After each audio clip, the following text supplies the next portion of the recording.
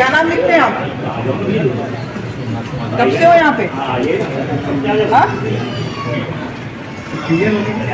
नहीं चल रहा है तो बता दो ऐसा कि नहीं कर पा रहे हो आप। गलत है ये, बर्दाश्त ही नहीं है मेरे को। तो आप मेरे को जानते नहीं हो। इसकी जवाबदारी बनती है ना कि यहाँ पर कोई चीज़ चोरी हो रही है, कुछ अव्यवस्था हो रही है, स्टाफ की कमी है। ये सुन रहे थे आप बालाघाट सिवनी संसदीय क्षेत्र की सांसद श्रीमती भारती पारदी की खरी खरी, जो बालाघाट रेलवे स्टेशन पहुंची और यहां की अव्यवस्था देखकर रेलवे के कर्मचारी अधिकारियों को खरी खरी सुना दिया कि आप काम करें, नहीं तो मुझे जानते नहीं।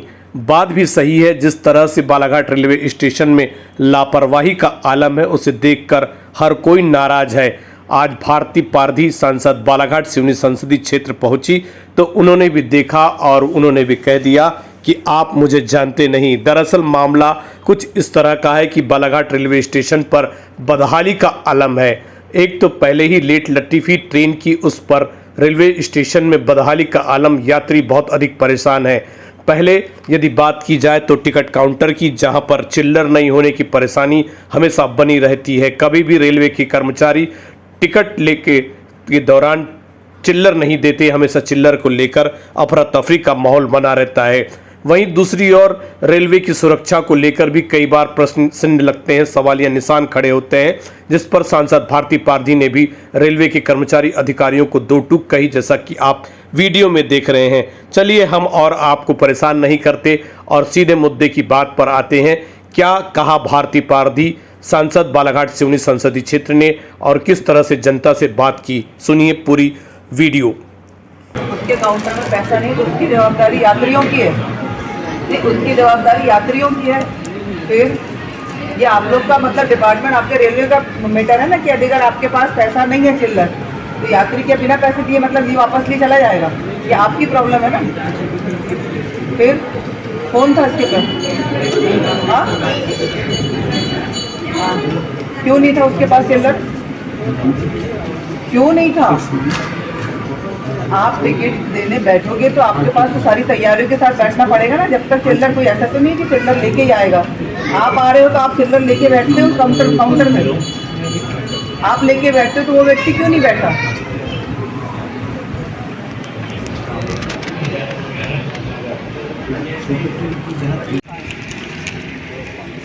हाँ? क्यों नहीं मिला? किसकी जवाबदारी है ना?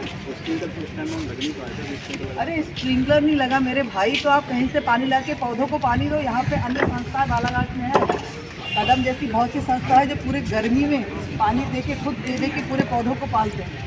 आप 1000 प्लांटेशन कर दो और उसमें 5 नहीं लगा पा रहे हो तो मतलब क्या? अब दोबारा आप खरीदी कर लोगे और दोबारा प्लांट लगाओगे। पैसे का वेस्टेज ही है ना, आपका थोड़ी जा रहा, गवर्नमेंट का पैसा जा रहा है, तो आपको क्या करना है? ऐसे अरे किसी का भी हो, मेरा मतलब कहने का मतलब है या तो पहले आपको सारी व्यवस्थाएं करके फिर प्लांट लगाना चाहिए। प्लांट लगा दिए, गर्मी में सूख गया आपका प्लांट, अब आप दोबारा प्लांट लगाएंगे या बारिश के पहले ही लगाना था आपको? आपका ये जो स्टेशन की मतलब कंप्लीट करने की क्या गाइडलाइन क्या है? कब तक करना क्या है? डेट कब तक कंप्लीट करके देंगे आप? क्या जानकारी आपको कुछ जानकारी है? तो सब यही बताएंगे रेलवे वाले। जुलाई में करना है। अभी कौन सा महीना चल रहा है? अप्रैल, हाँ मई है तो जुलाई में कर लेंगे। क्या क्या करोगे जुलाई में? क्या क्या कंप्लीट होगा? कहाँ रहेगी? आज निरीक्षण करने आए थे और ठेकेदार के ऊपर काफ़ी नाराज़गी जताई है। निश्चित तौर पर जिस तरीके से इस देश के यशस्वी प्रधानमंत्री काम कर रहे हैं और अमृत भारत योजना के तहत देश के और हमारे प्रदेश के बहुत से स्टेशनों को चुना गया था, उसमें अपनी लोकसभा में बालाघाट और सिवनी दोनों के स्टेशनों को उसमें चुना गया था और उनका नवीनीकरण हो रहा था। इसके पहले भी मैं करीब निर्वाचन के कुछ दिनों पश्चात ही निरीक्षण के लिए आई थी, तब ये काम इसका शुरू हो गया था। काफ़ी दिनों से चल रहा था कि निरीक्षण करना है फिर से कि क्या कैसे क्या काम कहाँ तक प्रगति हुई है, कब तक कंप्लीट होगा। क्योंकि पिछले कुछ दिन पहले ऐसा था कि आदरणीय इस देश के यशस्वी प्रधानमंत्री नरेंद्र मोदी जी जो स्टेशन पूरे हो गए हैं उनका शुभारंभ करने वाले थे दिल्ली से। उसमें हमारी लोकसभा का सिवनी स्टेशन जुड़ा था, सिवनी का भी लोकार्पण होने वाला था। तभी मुझे ऐसा लग रहा था कि बालाघाट का काम यदि अगर समय पे हो जाता है तो हम बालाघाट सिवनी दोनों अपनी लोकसभा के स्टेशनों का लोकार्पण करा लेते हैं। क्योंकि किन्हीं कारणों से वो लोकार्पण टल गया, नहीं हुआ है, तो मेरी इच्छा थी कि हम इसको भी क्या गाइडलाइन है, कब तक इन्होंने समय अवधि है और कब तक पूरा कर पाएंगे। यदि अगर उसको भी हम पूरा कर लेंगे तो दोनों स्टेशनों का हम लोकार्पण करेंगे। क्या लगता है समय सीमा पे काम हो पाएगा? आज निरीक्षण जैसे आपने किया है, कहाँ कहाँ कमियाँ देखने मिल रही है और समय उम्मीद सीमा तो पे है कि जिस तरीके से हमने 1 जुलाई बोला है कि अब बहुत ज़्यादा ऐसा नहीं काम कर लेंगे, लेकिन जिस तरीके से पहला ही बारिश के बाद इनके काम आने के बाद पहला ही हवा, पहला तूफान आया है और पहले ही तूफान में इनकी छत डैमेज हो गई और कुछ जो हमारा प्लास्टिक है, पता नहीं किस जो भी मटेरियल इन्होंने यूज़ किया है वो ठीक नहीं किया है। काम की गुणवत्ता मुझे नहीं दिखी। कल ही मुझे पता लगा था किसी के माध्यम से, इसीलिए मैंने आज निरीक्षण का दौरा बनाया है। ठेकेदार अनुपस्थित है, ठेकेदार को मैंने बुलवाया है। ठेकेदार का एक व्यक्ति यहाँ पर है जो काम कर देख रहा है।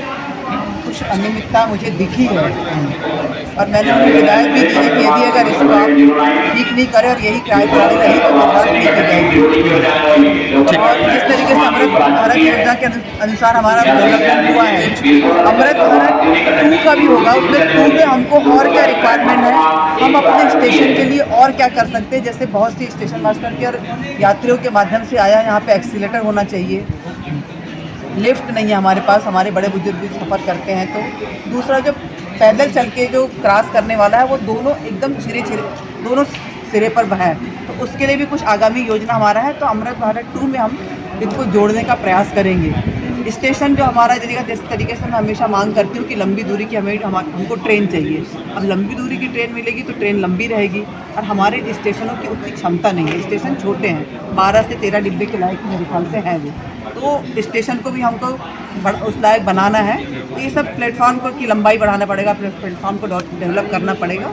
तो इसी कारण भी था कि हम और क्या करना है ताकि आगामी सत्र के पहले और डीआरएम साहब से जो हमारी अभी नागपुर में बैठक होने वाला है उसके लिए हम यहाँ से क्या क्या कार्य योजना लेके जाए और इस काम को करा सकते। मैडम, रेलवे को बड़ा संवेदनशील माना जाता है और यहाँ के कर्मचारी बोलते हैं टिकट काउंटर से यूपीआई चोरी हो जाता है, ऐसे बहाने बताते हैं, इसको कैसे देखते हैं?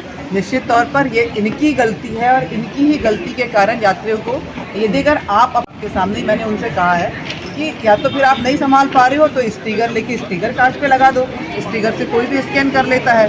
बड़ी हस्ताक्षर बात मुझे लगी कि उनका वो चोरी हो जाना तो बड़ा मतलब। और दूसरी शिकायत थी यात्रियों की कि चिल्लर पैसे नहीं मिलते हैं, ये भी एक बात आई थी। उसके लिए भी हमने कहा है कि जब आपका व्यक्ति काउंटर पे बैठ रहा है तो उसके पास पर्याप्त जितनी आपकी वो है आवश्यकता उतने तो रखें, फिर तो यात्री की ओर से आते रहते पैसे तो आदान प्रदान होता रहता है।